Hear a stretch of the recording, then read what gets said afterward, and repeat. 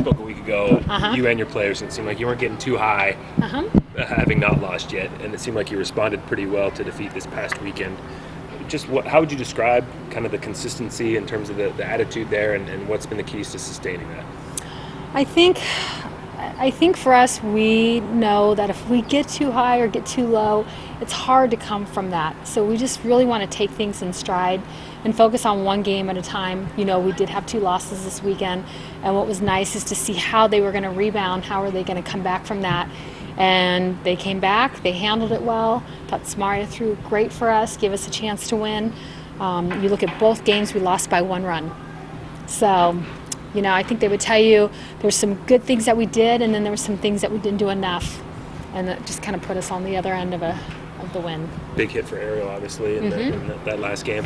She just continues. Her numbers get progressively better each weekend. How would you describe just how progressively comfortable she seemed to be? Well, I think she's starting to, not that she didn't have plans at the plate before, but I think she's starting to really understand how she wants to go about her at-bats.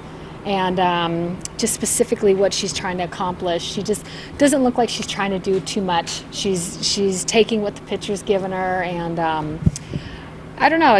I like how she's going about. I think her mindset is excellent right now at the plate. At this point, she's practiced here a ton. Yes. She played games in the fall. She's played a lot of games already this season in your uniform. But you anticipate a different level of nerves for her perhaps this weekend? Yeah, probably. I wouldn't be surprised, and that's okay. I mean, you know, she's from Eugene. She's been sitting in these stands for a long time, and now to actually be out on the playing field, it's pretty exciting for her. So I would expect, but you know what? Ariel doesn't. She is one that kind of keeps her emotions to herself, so I think she'll be just fine.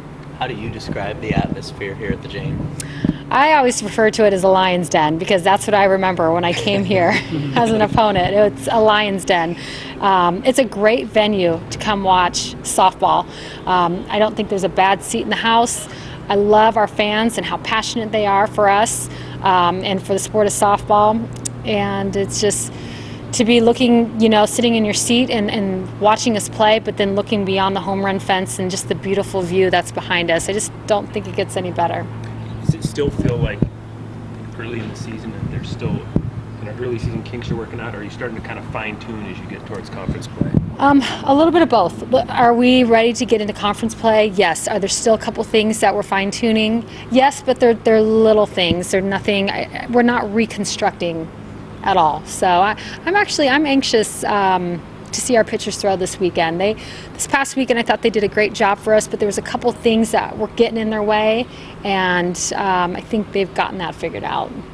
I want to ask about Carrie Eberly, who I think had a 22-inning scoreless streak before she came into the game against Oregon. It seemed like you were working counts the whole day. Obviously came up a little bit short, but what did you see from the lineup in terms of working counts and, you know, getting deep against a potential All-American like that? I thought our team handled it well. It took us a little bit in the beginning, but then when, you know, we think it's sometimes with different pitchers that you've just got to take what they give you. And if you try to do too much, especially with a drop ball pitcher, you try to do too much with that, you're going to end up being early and you're going to roll over to the left side. So they worked hard at working to the right side and understanding how to get the right bat angle, you know, so that their swing is connecting with the ball. And what was cool is to see them working on it, and then it seemed like they finally got to it and to put some runs on the board. I thought our hitters gave us a chance to win, and I thought our pitchers did a good job. We just at times fell a little behind in the count and then just weren't finishing our counts. But to walk away, you know, with the loss, and it again being a 1-run loss, I think it says a lot for us. Now this weekend, Seattle University comes in, and they don't jump off the page in terms of their record, but they took one from Oregon State and Stanford within 1 run against Oklahoma and Arizona. What do you see from them? What do they bring to the table? And maybe talk a little bit about their rotation that they're bringing in.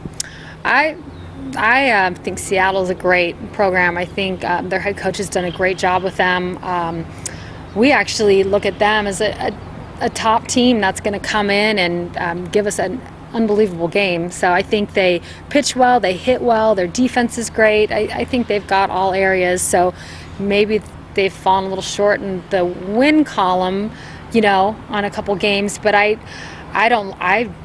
I think they're going to be a tough opponent. So I don't really get caught up in their wins and losses. I know what they bring to the table, and it's going to be a tough fight with them, with Portland, and also with LMU. So Before the season started, you talked about the importance of these non-conference trips that you took leading up to this.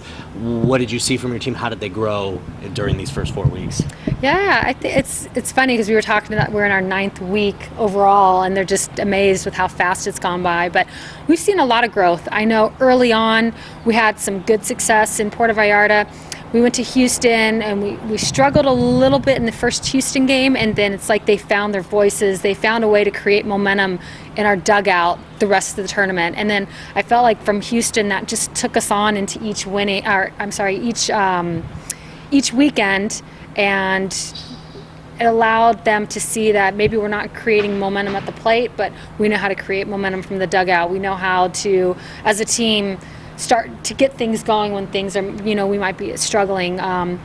If we're behind in a game, that there's no panic, that we trust that this team is good enough that we're going to come back and we're going to score runs. So I think them understanding how to create momentum, how to trust each other, whether it's on offense, defense, or on the mound, and just to continue for us to strive to be better. I mean, that's the biggest thing is what do we look like this weekend versus the weekend before? And you can definitely see the growth has been taking place. So that energy you talked about in the dugout wasn't a one-shot deal. That's been sustained. Definitely. Weekends. They know when we're trying to create something and we're not maybe necessarily able to create it on the mound or able to create it, at the plate. They know how to get it from the dugout, and that has gone a long way for us, for sure. Like they feel really good about it. You can tell that they're connected. They play hard. They want to win the game for each other. They're a locked-in group, but I just love how they go about things as a team. What did you see from Allie Bunker's approach at the plate last weekend? Yeah, great. I mean, her growth in 1 year, to go from the 2 spot and then to put her in the 4, and she's embraced it. And to see this extra pop that she has in her swing this year versus the year before, Allie is doing Allie. Allie just takes it in stride, whether she's on defense or at the plate. She doesn't really get too rattled with things, and I think she's loving these clutch situations, to see if she can come in clutch. So she's been doing a great job. You think it's a matter of time before Jazz gets going? Yes, for sure. Sometimes that happens. She had a ton of success last year, and lots of times when that happens, it's easy for an athlete to maybe put a little pressure on themselves, and she's a great athlete. I love what she does on defense. She's a leader for us. I love what she does at the plate, and I'm not concerned. I think she'll get it figured out just fine. When you were talking about that energy that's sort of been created with this team, and some of that is they're rooming together.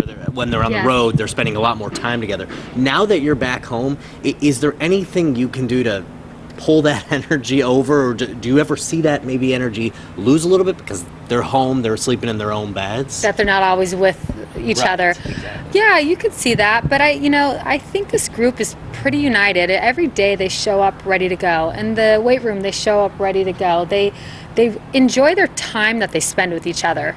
I definitely know that because I'll always ask them, how was school, or how was this, or what were you guys up to on the, and they always have a lot to say. So they've worked really hard at their relationships with each other and as a team, and I think we're starting to see that just with the month of softball that we played. What do you remember from last year's doubleheader against Portland State? Anything, obviously the inside the park home run? Yeah, just the fight. They fought to the very end, and it was cool to see them fight and get what they wanted. Portland State is a very tough team. Again, they're coached extremely well, and just to see that team refuse to lose was pretty awesome. Thank you. All right. Coach. Huh?